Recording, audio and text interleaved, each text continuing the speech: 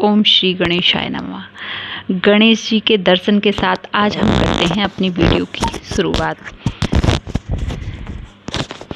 राधे राधे दोस्तों, कैसे हैं आप सब? आई होप कि आप सब अच्छे होंगे। दोस्तों, वीडियो शुरू करने से पहले मैं आप सभी से रिक्वेस्ट करूंगी कि मेरी वीडियो को लाइक करें, ज़्यादा से ज़्यादा शेयर करें और अगर आप मेरे चैनल पर न्यू हैं तो मेरे चैनल को ज़रूर से ज़रूर सब्सक्राइब करें। तो दोस्तों, गणपति बप्पा के दर्शन के साथ आज हम अपनी वीडियो को कर रहे हैं शुरुआत। तो जैसा कि दोस्तों मैं आपको बताना चाह रही हूँ, और गणेश जी के अभी स्थापना सबने की थी और फिर उनका विसर्जन किया था, तो मेरे दिमाग में आया क्यों ना मैं आपको गणेश जी और तुलसा महारानी के बारे में कुछ बताऊं, क्योंकि मैं एक पुराण पढ़ रही हूं और उसमें मैंने इसके बारे में पढ़ा था।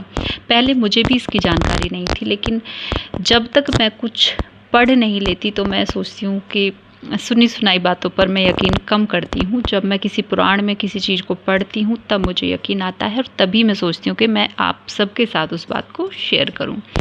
तो दोस्तों, मैंने पुराण में पढ़ा है कि आपने भी देखा होगा, तुलसी विवाह में गणेश जी को नहीं बिठाया जाता।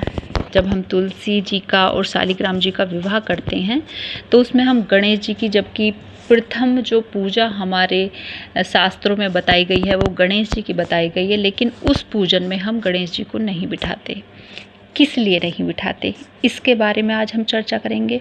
और गणेश जी को तुलसी क्यों नहीं चढ़ती, इसके बारे में भी मैं आपको आज इस वीडियो में बताऊंगी। और आप यकीन मानिए, आपको ना बहुत ही ज़्यादा हैरानी होगी ये सब बातें सुनकर। तो चलो बताते हैं, गणेश जी को तुलसी क्यों नहीं चढ़ाई जाती और क्यों नहीं तुलसा जी की शादी में गणेश जी को बिठाया जाता।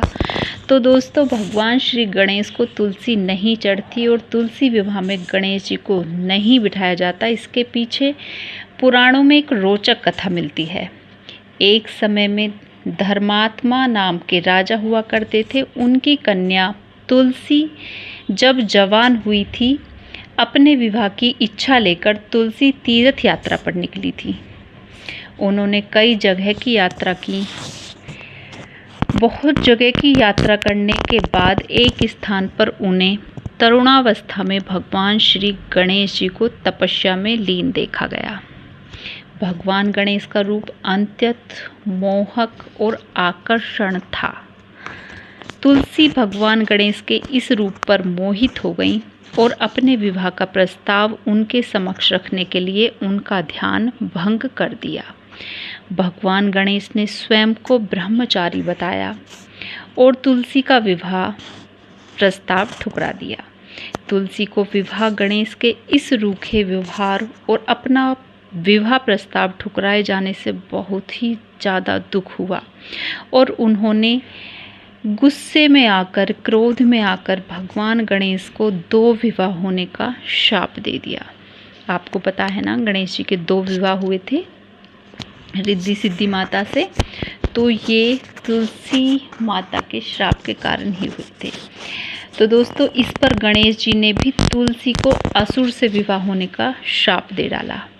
बाद में तुलसी को अपनी भूल का एहसास हुआ और भगवान गणेश से वो क्षमा मांगने लगी।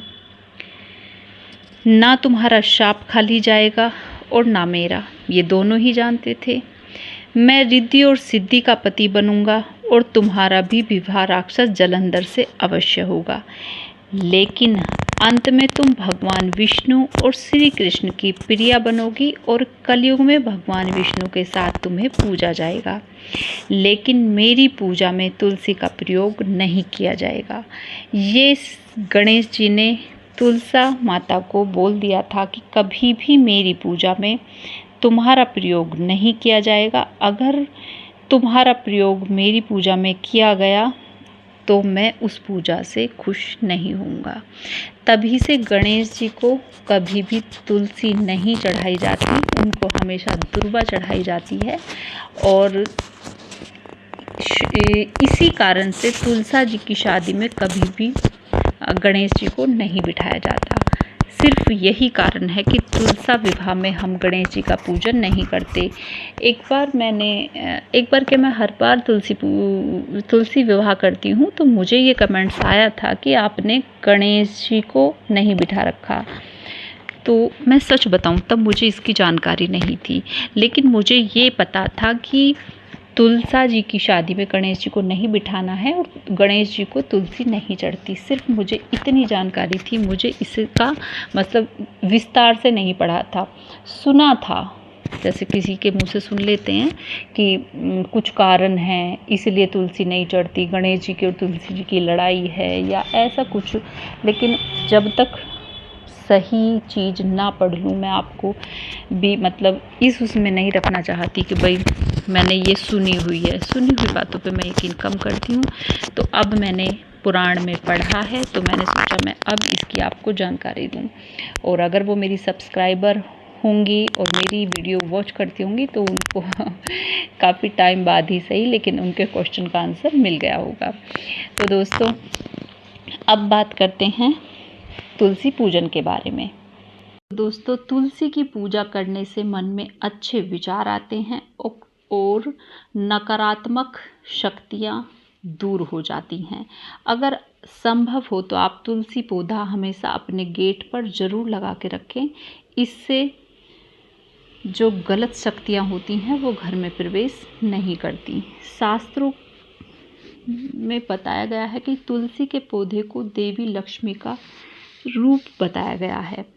कहते हैं तुलसी माता में लक्ष्मी माता का निवास रहता है, तो इसीलिए हमें तुलसी का पूजन नियमित रूप से करना चाहिए। लेकिन रविवार के दिन हम तुलसी पूजन नहीं करते हैं।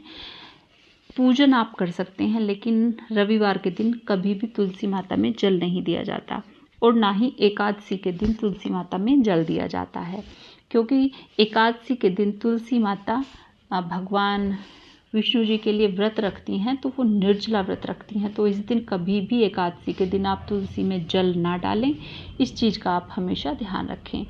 तुलसी पूजा करने के लिए सबसे पहले एक चौकी लेकर उस पर साफ वस्त्र बिछा लें। उसके बाद में तुलसी का पौधा उस पर रख सकते हैं और आप चाहें तो घर के गेट पर तुलसी बिठा सकते हैं या छत पर तुलसी बिठा सकते हैं।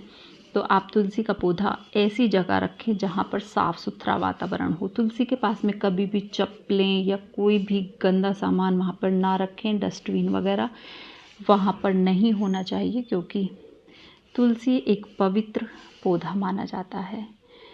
इसके बाद साफ़ सुथरा वस्त्र तुलसी के पौधे उसमें रख लें और हमेशा तुलसी जी के पौधे में शालिग्राम को ज़रूर बिठा के रखें, क्योंकि कहते हैं कि शालिग्राम जी के बिना तुलसी अपना पूजन नहीं मानती हैं, अपना जल नहीं मानती हैं। तो हमेशा तुलसी जी के साथ में आप शालिग्राम जी को बिठा कर रखें। दोस्तों, सुबह शाम तुलसी पौधे में हमेशा घी का दीपक ज़रूर जलाना चाहिए। अगर आपके घर में तुलसी महारानी का पौधा है तो आप उसमें सुबह शाम घी का दीपक ज़रूर जलाएं। अगर दोस्तों बात करें स्वास्थ्य से संबंधित, तो तुलसी के पौधे का वैज्ञानिक महत्व भी बहुत ज़्यादा है। एंटीबैक्टीरियल, एंटी फंगल और एंटीबायोटिक गुण तुलसी के पौधे में पाए जाते हैं। ये गुण शरीर को संक्रमण से लड़ने में मदद करते हैं। घर का वातावरण भी तुलसी के पौधे के होने से हमेशा शुद्ध बना रहता है। तुलसी कारगर होती है संक्रामक रोगों को भी दूर करने में। तो दोस्तों, यहाँ पर मैंने तुलसी के भी फायदे आपको बताए और गणेश जी पर तुलसी क्यों नहीं चढ़ती है इसके बारे में भी मैंने आपको बताया। तो दोस्तों, गंगा मैया के दर्शन के साथ अब हम वीडियो को करते हैं यहाँ पर समाप्त। मिलते हैं दोस्तों ऐसी ही किसी और वीडियो के साथ। दोस्तों, एक बार मैं फिर आप सभी को तहे दिल से धन्यवाद करना चाहूँगी कि आप सभी के प्यार और साथ की वजह से मेरे सब्सक्राइब बढ़ते जा रहे हैं। आप अपना साथ ऐसे ही बनाए रखें।